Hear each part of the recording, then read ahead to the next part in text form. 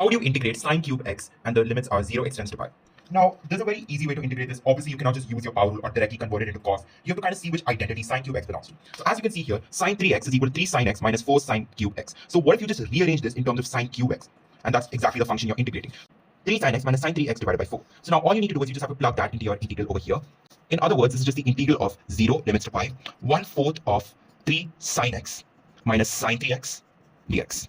Now, obviously, since this is 1/4 and this is a constant, you will obviously integrate it out. So I can just rewrite this as 1/4 of the integral of 0 limits to pi. And it's just going to be 3 sine x minus sine 3x dx. Good enough. So now this is just 1/4. Now you can directly integrate this since this is in the form of this is a simple function over here. So we can just convert this into cos. So this would be negative 3 cos x, right? Because the integral of sine is just negative cos. So it's negative 3 cos x plus of, now since this is sine x again, we can just take this. Since this is already negative, this would just be cos 3x divided by the coefficient, which is 3.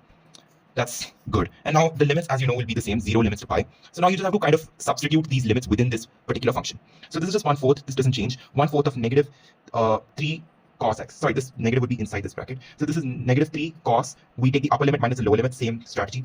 Cos 3 pi. And now this would just be negative, same thing. This is already negative, so we can just make it negative 3 cos 0 minus cos 0 divided by 3. Good enough. So now we got this particular function, and you know the value of cos 0 is just 1. So this will just be negative 3. But since there's already a negative here, it would just be plus 3 minus 1/3, right? Because this is just 1 divided by 3. Okay, that's good enough. Now, negative 3 cos pi is actually an identity which you learn in radians. Now, if you put it on your calculator, you'll get 3 cos pi as negative 3. But since this is already negative, negative and negative makes a positive. So this is just 3 minus, again, this is just 1/3 plus of 3 minus 1/3. And now if you take the LCM over here, which is 3, and you actually calculate this, you will get 1/4 times 16 by 3, which is just going to be 16 divided by 12, which is nothing but 4 by 3. This is your answer.